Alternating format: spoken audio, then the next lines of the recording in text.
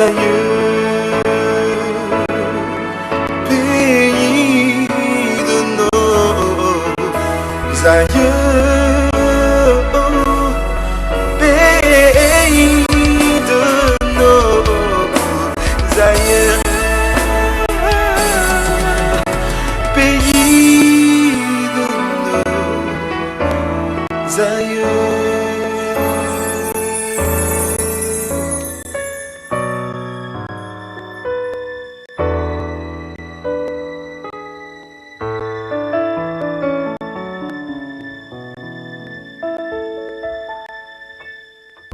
Pour la paix.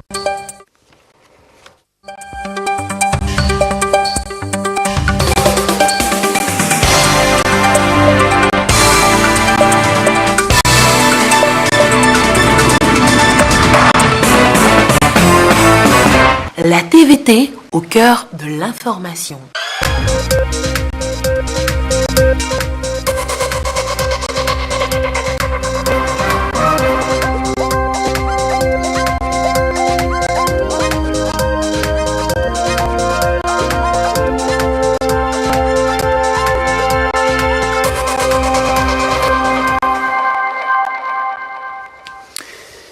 Merci de votre attention dans l'actualité. Ce soir, la troisième réunion d'experts du Conseil de l'Entente à Lomé depuis ce matin.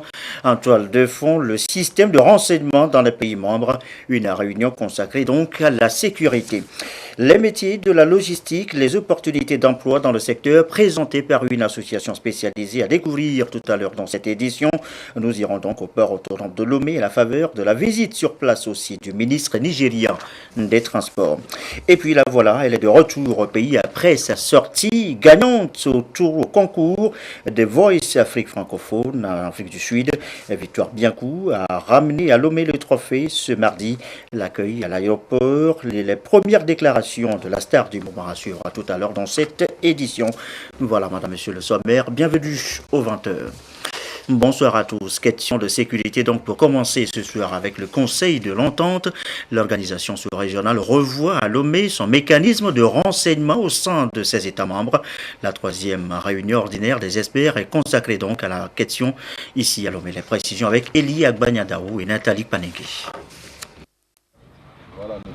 À l'heure où la menace terroriste devient un phénomène planétaire, les pays de l'espace du Conseil de l'Entente s'activent pour définir une stratégie commune sur le terrain. Les autorités de la sécurité ont pris la mesure de l'importance du renseignement dans la lutte contre le terrorisme et les autres crimes transnationaux organisés qui menacent la sécurité et la stabilité des pays de la sous-région. C'est pourquoi la troisième réunion annuelle du comité des experts en charge de la sécurité des frontières met l'accent sur le mécanisme entente de renseignement.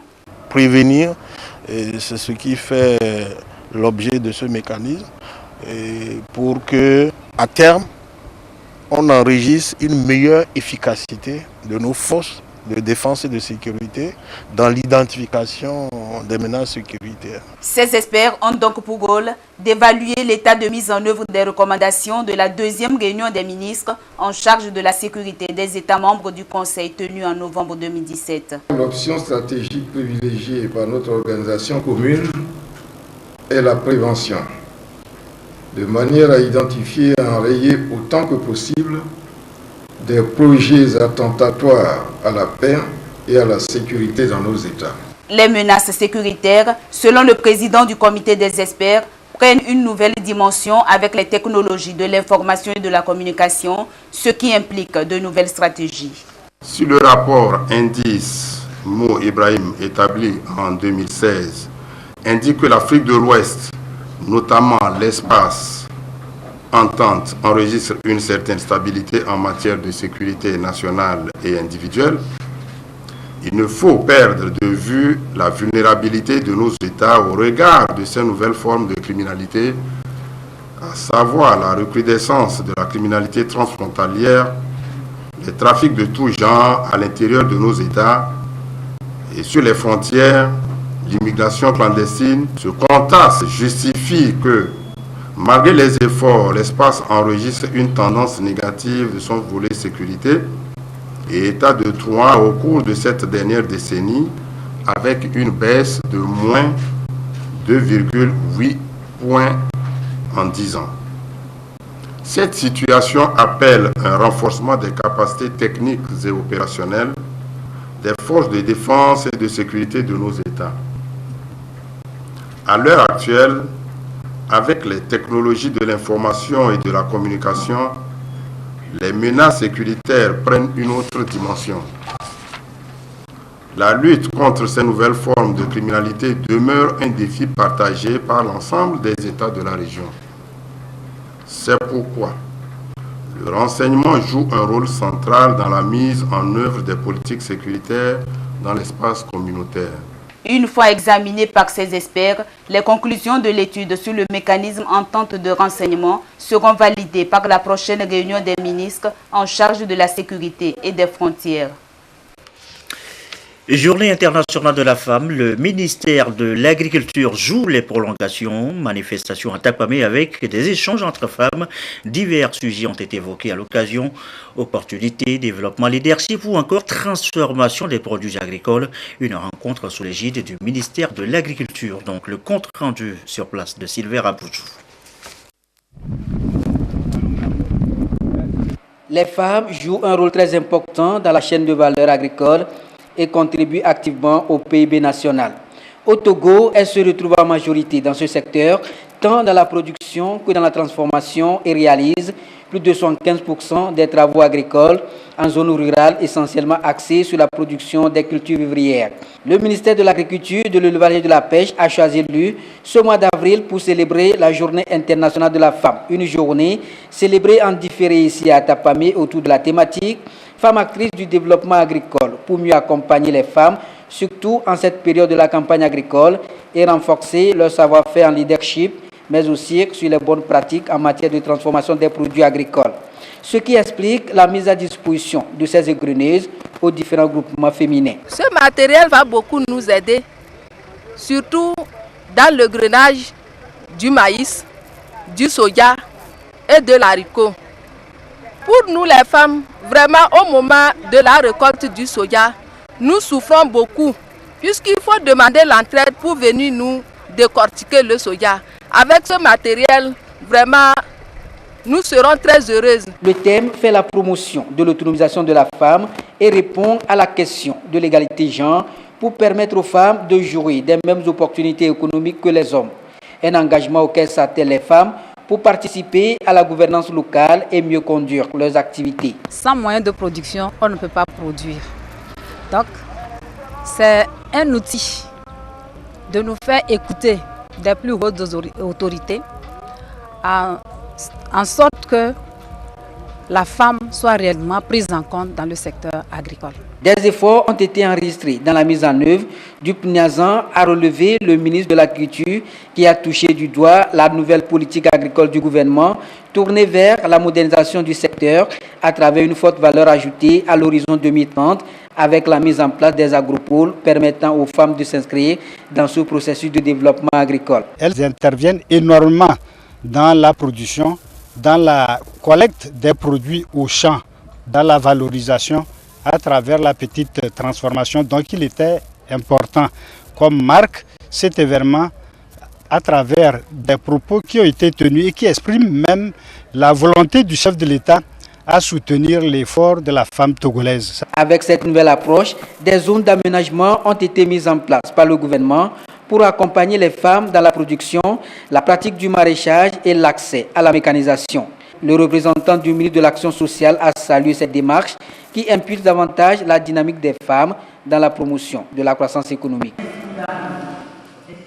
Dans la foulée, le ministre de l'Agriculture, de l'Élevage et de la Pêche a lancé toujours à Tapamé la campagne de distribution des intrants agricoles. Cette opération s'inscrit dans le contexte de la campagne agricole 2018-2019. Ça devrait aider les producteurs à accroître le rendement. 244 000 producteurs sont concernés par cette opération. Le compte rendu toujours de Sylvain Raboujou. Cette opération d'acquisition des intrants agricoles par les producteurs marque le début de la campagne de distribution des engrais pour le compte de la campagne agricole 2018-2019, opération menée ici à la centrale d'approvisionnement et de gestion des intrants agricoles d'Atapamé par le ministre de l'Agriculture, de l'Élevage et de la Pêche. 36 700 tonnes entièrement subventionnées par l'État sont disponibles et concernent une cible de 244 000 producteurs. Cette politique du gouvernement est de les accompagner à agrandir leur surface cultivable et améliorer le rendement estimé à plus de 3 tonnes à l'hectare. Ça va beaucoup nous servir et puis ça nous réduit les coûts d'achat d'engrais. Au lieu d'acheter peut-être 2, on peut acheter 3. L'année passée, on avait 8 et au lieu d'avoir 2 hectares, on a fait 3 à 4, ça dépend de chaque producteur et ça nous avait beaucoup aidé. Pour cette campagne agricole, le gouvernement a injecté 2 milliards 935 160 000 francs CFA pour la subvention des engrais en vue de faciliter une meilleure couverture aux producteurs. Le ministre de l'Agriculture a pour ce faire demandé aux producteurs de consulter la fiche d'enregistrement pour bénéficier de ce produit mis à leur disposition. Nous nous réjouissons déjà de la forte mobilisation déjà en première journée de cette campagne de distribution. Les paysans, et souvent c'est des jeunes qui sont arrivés autour des magasins pour chercher les 3 sacs subventionnés par le gouvernement togolais sur les instructions du chef de l'État. La nouvelle stratégie du gouvernement dans l'acquisition des intrants agricoles est de faciliter l'accès régulier de ces produits organiques aux producteurs et surtout de les éviter les longues files d'attente.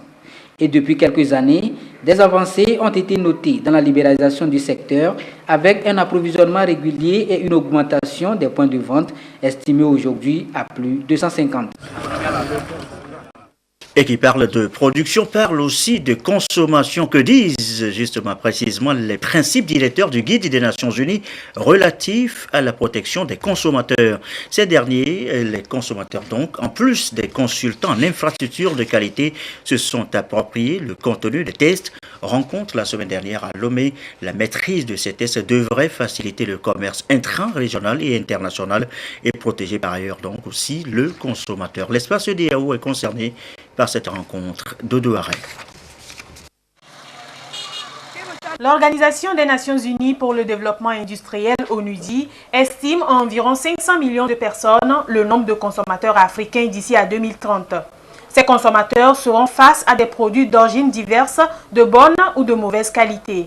Il urge donc de trouver des voies et moyens pour résoudre de façon rationnelle et durable les problèmes de qualité rencontrés dans l'exportation et l'importation de certains produits. D'où la formation des différents acteurs de la sous-région ouest-africaine sur le guide pratique des principes directeurs des Nations Unies relatifs à la protection des consommateurs. Le consommateur a besoin d'être informé sur ses droits, mais aussi ses devoirs. Je crois que c'est là l'un des principaux principe de ce guide. Le consommateur en général doit être protégé par des lois nationales. Il doit également pouvoir bénéficier d'un encadrement international. Donc ce sont toutes ces questions qui vont faire l'objet d'études. La CEDEAO, à travers le programme d'appui au système de qualité de l'Afrique de l'Ouest, a mis en place des structures régionales de qualité pour répondre aux normes et règlements du marché d'exportation en matière de sécurité sanitaire, d'environnement et de protection des consommateurs. On est en train de faire en sorte qu'on fasse une seule norme qui soit valable dans l'ensemble des pays de la CEDEAO. Donc on a mis un dispositif qui s'appelle EcoCham et qui permet d'harmoniser les normes.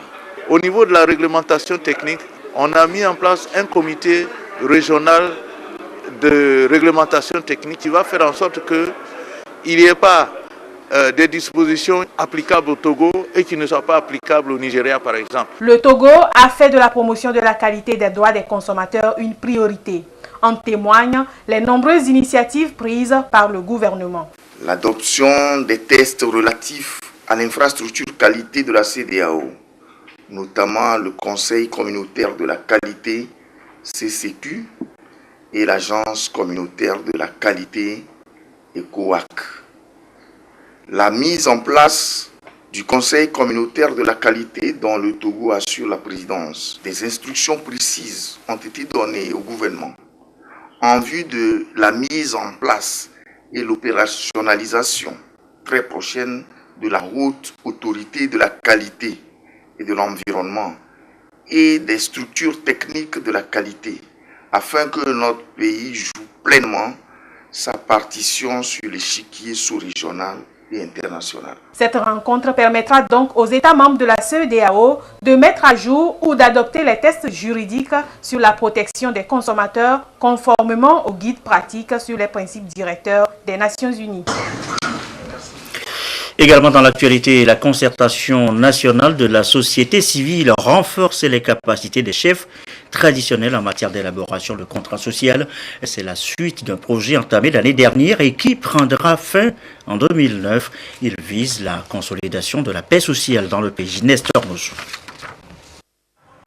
Formation politique et citoyenne continue des autorités traditionnelles. Un projet que pilote la concertation nationale de la société civile et qui est conçue pour 3 ans.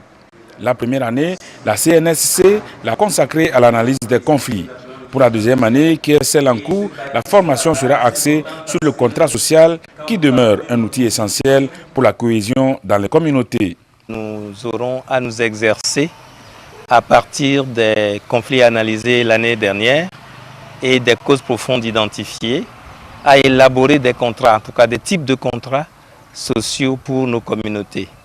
Les participants sont des chefs cantons. On aurait pu prendre l'Assemblée nationale, mais on a pris la chefferie traditionnelle parce que la chefferie traditionnelle travaille énormément avec les citoyens à la base. Et la plupart des conflits que nous vivons, même lorsque ces conflits ont l'apparence de conflits nationaux, en réalité, c'est des conflits qui se développent toujours à la base. Notre objectif est de les voir suffisamment outillés pour pouvoir enclencher dans leur communauté respective un processus de consolidation de la paix et un processus durable. Le projet prend fin en 2019. Les travaux pour cette dernière année d'exécution seront focalisés sur la transformation des conflits. Durant les 3 ans de mise en œuvre du projet, la CNSC sera appuyée techniquement et financièrement par la fondation allemande Hans Seidel. Et suite aussi de l'opération d'indemnisation des victimes politiques non vulnérables de 2005, étape des plateaux ouest avec cette séance à Kbalimé à l'agenda du Escrone, 310 victimes indemnisées, le compte rendu de Yasmine Kodia. Pour cette première phase, 330 victimes non vulnérables de 2005 de la région Plateau-Ouest seront indemnisées. L'opération d'indemnisation des victimes des violences sociopolitiques au Togo s'inscrit dans le prolongement des activités de la Commission Vérité, Justice et Réconciliation CVJR. Une enveloppe financière de 2 milliards de francs CFA est allouée par l'État togolais au HCON pour mener à bien cette opération afin de consolider le vivre ensemble. L'intérêt, c'est de faire voir que ces victimes ont un statut. Reconnaître à une personne envers qui on a commis un tort, un statut de victime, s'engager à apporter réparation, tout en sachant même qu'on ne peut pas réparer ce qui est gâté, mais l'engagement d'apporter quelque peu un soulagement, c'est une bonne chose. Nous devons noter cette fois-ci que beaucoup de victimes ont disparu, mais leurs ayants droit viennent déjà et touchent en leur lieu et place, en remplissant les conditions liminaires nécessaires. Et nous sommes également à l'aise de dire que cette opération va continuer tout au long du processus. C'est ainsi que nous allons cheminer en apportant à tout un chacun la réparation symbolique que l'État fait l'effort de leur pays. Le préfet de Kloto a salué les efforts du gouvernement qui visent à réconcilier les filles et fils du Togo. L'opération débutée le 9 avril se poursuit jusqu'au 14 avril 2018. Direction maintenant le port autonome de Lomé. Le nouveau ministre nigérien des Transports était en visite hier sur place. Une visite de terrain pour s'imprégner des réalités sur place. Plusieurs camions nigériens partent en effet du port autonome de Lomé. Viviane Souvi, Yasmine Kodia. Le port autonome de Lomé, un élément moteur de l'activité économique du pays. Plus de 80% des échanges commerciaux y sont effectués. Ici, la délégation nigérienne vient constater et visiter les nouvelles installations du 3e quai où les navires sont accostés, tout comme la DAS, le port franc. Togo Terminal à conteneurs où sont chargés et déchargés les marchandises du Togo et de tous les pays de Hinterland. Le port de Lomé est un port important pour le Niger, qui est un pays sahélien sans littoral. L'objet de la visite des responsables du ministère, les responsables du port, faire cas de certaines difficultés que rencontrent nos compatriotes sur le port et sur le corridor. Donc c'est aussi une prise de contact pour monsieur le ministre qui vient d'être nommé. Il va de soi qu'il sorte pour voir les conditions dans lesquelles les gens travaillent, quelles sont les facilités offertes par le port autonome de Lomé. Nous avons visité le port, nous avons constaté avec bonheur que beaucoup d'efforts ont été faits. Et aujourd'hui, nous avons trouvé un port qui se modernise et cela est rassurant. À travers cette visite, le nouveau ministre des Transports du Niger, Mahamadou Karidio, veut renforcer les liens d'amitié qui existent entre les deux pays. Une démarche pour relever les défis et mettre en place de nouvelles stratégies pour accroître les transactions portuaires entre le Togo et le Niger. Et on en sait aussi un peu plus sur le secteur logistique au port autonome de Lomé. Une présentation en a été faite par une association spécialisée. Métiers et opportunités ont été dévoilés au grand public. Un appel par ailleurs aux jeunes à s'intéresser donc au secteur. Les précisions avec Lucassi. Un réel atout pour la compétitivité de l'économie nationale, la logistique dispose de diverses ramifications et est présente dans presque tous les secteurs d'activité. Elle contribue à optimiser la gestion des moyens pour atteindre les objectifs d'une entreprise, notamment la réduction du coût et du délai d'exécution, puis la promotion de la démarche qualité. Quand je prends par exemple un responsable logisticien dans une structure liée à l'achat et à l'approvisionnement par exemple, ce responsable a le devoir donc d'établir d'abord un lien avec les fournisseurs, de voir comment est-ce qu'avec ces fournisseurs-là, ils puissent obtenir leurs produits à moindre coût, mais en temps réel, parce qu'il faut respecter le délai, parce que la logistique, ça fait le meilleur délai, ça fait le moindre coût, ça fait aussi la meilleure qualité. Donc il faut que le logisticien, partout où il se trouve, puisse assurer en fait ces trois triptyques-là. À chaque niveau où le logisticien se trouve, il peut permettre à optimiser les ressources de sorte à pouvoir atteindre les résultats qui sont escomptés. Plusieurs axes sont exploitables quand on parle de la logistique, à savoir l'achat, l'approvisionnement, la production, la distribution, la gestion des retours et le recyclage. L'association togolaise pour la logistique ATLOG s'emploie avec l'appui de la CCIT à promouvoir les métiers à fort impact socio-économique du secteur de la logistique. Le Togo doit être un hub logistique. Et pour cela, il faut que les professionnels s'apprêtent. Pour que les professionnels s'apprêtent, on doit créer les conditions nécessaires pour ventiler l'information de ce métier. Et donc, comme les entreprises aussi interviennent dans toute cette chaîne logistique, nous devons vraiment permettre l'évolution de ces métiers. L'ATLOG, qui est une plateforme d'échange pour l'épanouissement des professionnels de la logistique, créée en 2015, met une synergie d'action en place pour la compétitivité des entreprises du secteur. Le gouvernement participe au développement de ce secteur d'activité par la modernisation du port autonome de Lomé, la construction de la nouvelle aérogare et des infrastructures routières. Un mot de l'actualité à l'étranger, RDC, sécurité, élection, double nationalité. Joseph Kabila a évoqué tous ces sujets hier devant les députés de la majorité. Pendant près d'1h40, eh bien, le président congolais s'est exprimé. La rencontre n'a pas fait l'objet d'un échange avec les parlementaires. C'était surtout une occasion pour le chef de l'État congolais de revenir longuement sur la situation sécuritaire dans son pays. Cela dit, retour au Togo a signalé la fin vendredi de la formation des journalistes sur la sécurité et la protection des femmes journalistes en période électorale. Plusieurs angles ont été abordés, la collaboration avec les forces de défense et de sécurité notamment. Le compte rendu Ulrich Amega, Sonia Abenipo. Que faire pour sauvegarder et améliorer les relations entre les journalistes et les forces de sécurité en période électorale? La problématique était au cœur de cette rencontre initiée par l'Union des journalistes indépendants du Togo, UJIT.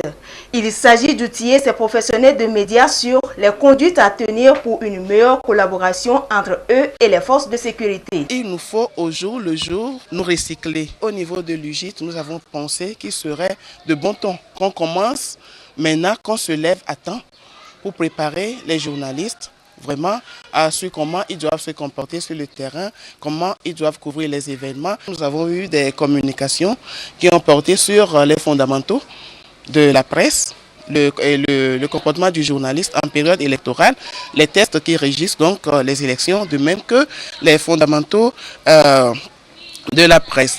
Nous sortons bien outillés de cette formation sur le sujet débattu qui est la sécurité, la protection du journaliste en période électorale, puisque très bientôt justement nous irons, on va dire, aux urnes. Je pense qu'aujourd'hui, nous allons continuer le travail qui est de vraiment mieux nourrir la question. Les conditions de réussite d'une bonne élection sont souvent liées au respect par tous les acteurs d'un certain nombre de règles. Voilà pourquoi l'État s'emploie depuis quelque temps à former les forces de sécurité. En témoigne la création de l'École nationale de police. Aujourd'hui, les relations entre les forces de sécurité et les professionnels des médias se sont considérablement améliorées. Et nous souhaitons toujours que, à l'avenir, chacune de ces deux entités puisse s'inscrire dans l'exercice de son travail, de sa mission de façon professionnelle, pour que ces relations qui existent puissent porter dans un sens de complémentarité, pour que les relations puissent se compléter à l'avenir, pour qu'on ait vraiment une bonne collaboration sur le terrain. À la fin de la formation, des gilets de couverture ainsi que le document sur le code de déontologie ont été remis aux participants pour un meilleur exercice de leur profession sur le terrain. À noter aussi dans l'actualité, ce mardi, ce prêt de 4 milliards de francs CFA, c'est le montant accordé à la société ivoirienne Nada OL par la BDC, un prêt pour la construction de son 4e unité de production d'huile de palme, un projet qui devra résoudre un tant soit peu les problèmes liés à la dépendance du pays de la sous-région en produits oléagineux et favoriser par ailleurs l'emploi des jeunes. Le compte rendu de Serge Tastom et Demsessoura. La BIDC, Banque d'investissement et de développement de la CEDEAO, dans la dynamique de promotion du secteur privé. Elle vient de soutenir la raffinerie d'huile de palme Nada Oil de la Côte d'Ivoire. C'est à travers un financement partiel de 4 milliards de francs CFA. Un prêt qui va permettre à la société d'implanter sa 4e usine de transformation d'huile de palme. Concrètement, cet argent nous permet de finaliser la mise en place d'une usine de raffinerie d'huile de palme et nous pensons que grâce à la BDC, ce projet devient possible. Ce n'est pas toujours évident dans nos régions de mobiliser les ressources en termes de prêts.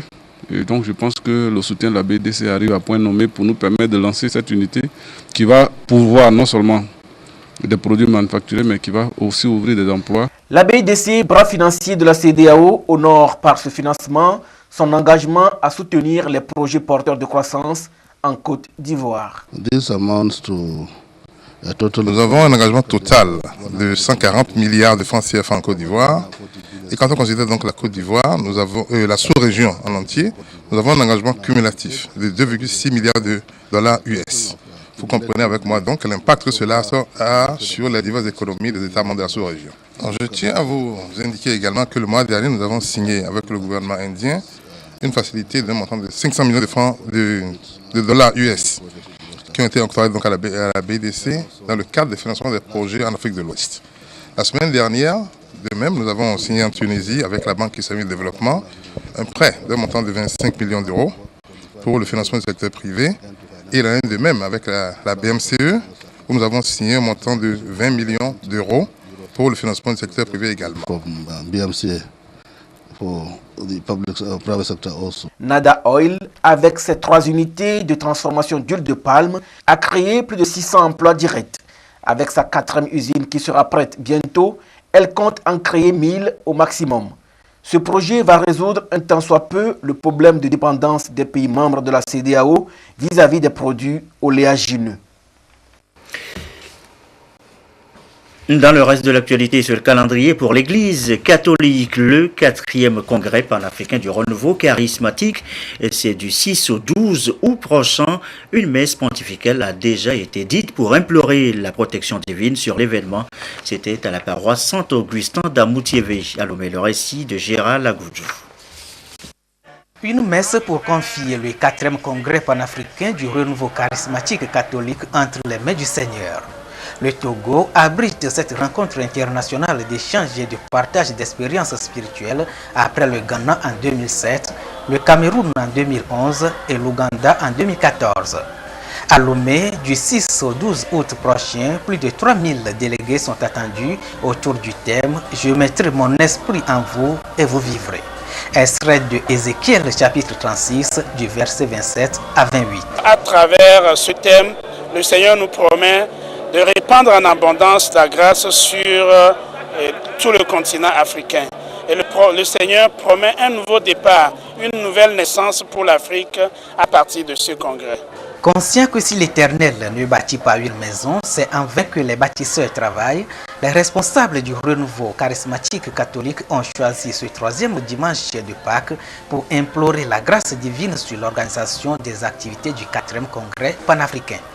Dieu l'a ressuscité des morts. Nous en sommes témoins.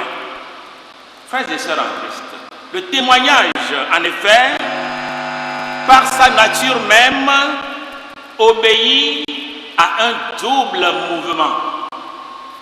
Il y a tout d'abord le fait de recevoir le témoignage de quelqu'un et ensuite le fait de rendre ce témoignage à autrui.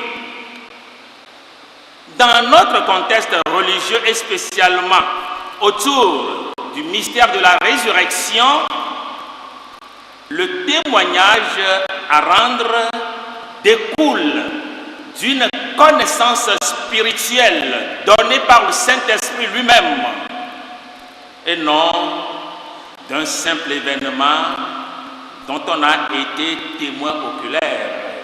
Pour l'heure, les activités préparatoires du 4e congrès panafricain du renouveau charismatique catholique Togo 2018 se poursuivent. Elles seront marquées par des rencontres d'échange avec les professionnels des médias, des caravanes et des séances de prière et de supplication pour que la paix divine règne davantage sur le Togo.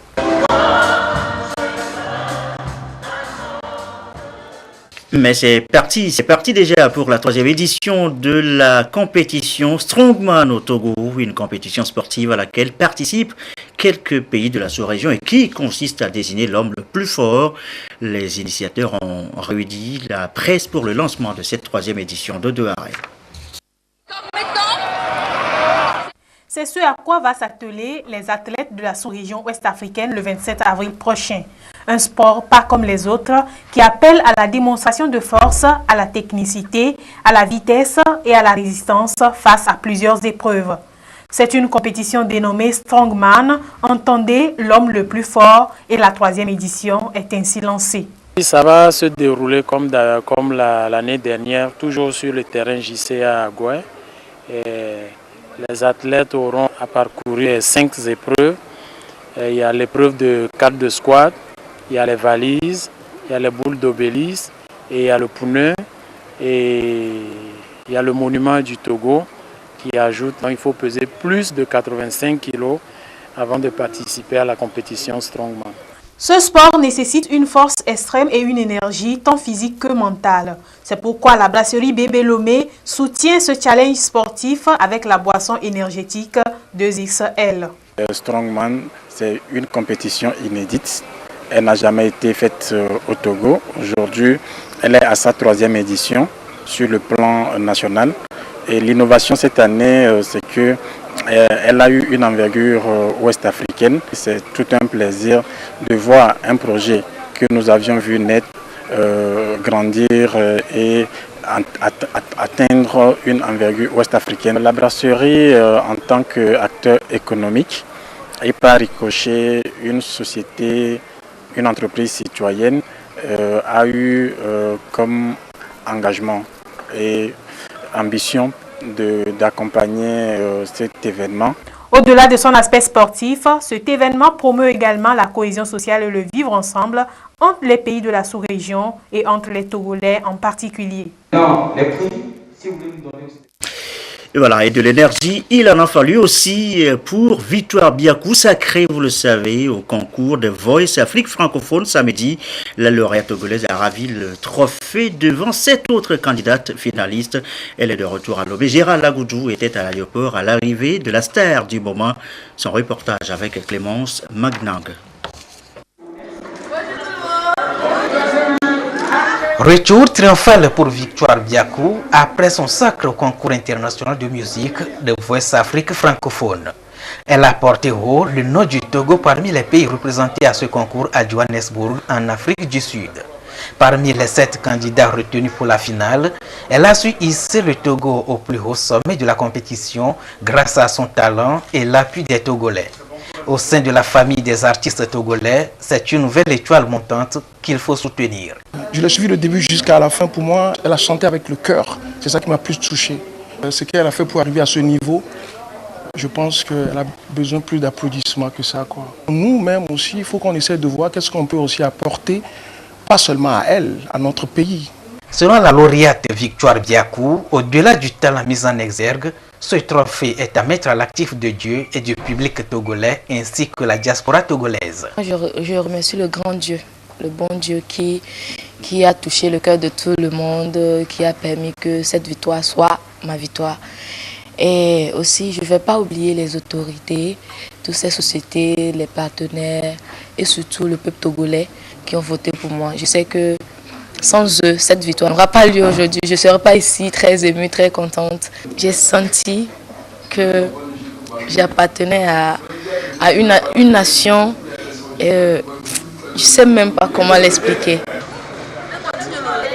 Oh, je suis rempli d'une très grande joie.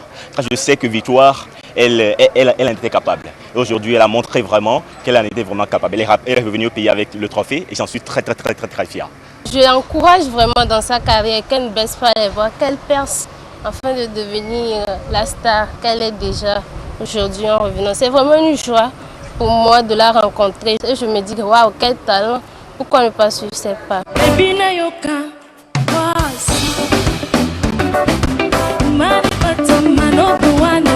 La finale du concours international de Voice Afrique francophone l'a opposée au Camerounais Fulbert. Victoire Biakou, lauréate de la compétition musicale de Voice Afrique francophone 2018, succède ainsi à Pamela de la République démocratique du Congo, gagnante du trophée de la première édition de ce concours international de musique.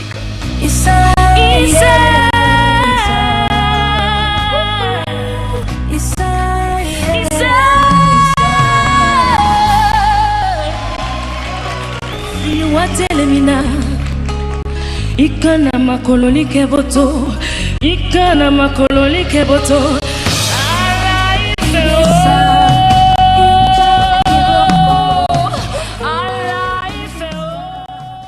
Et voilà ce retour tout en fleurs. Merci à vous qui nous suivez donc ce soir à Yadé dans la Cosa et comme d'habitude toujours fidèlement. Très belle soirée.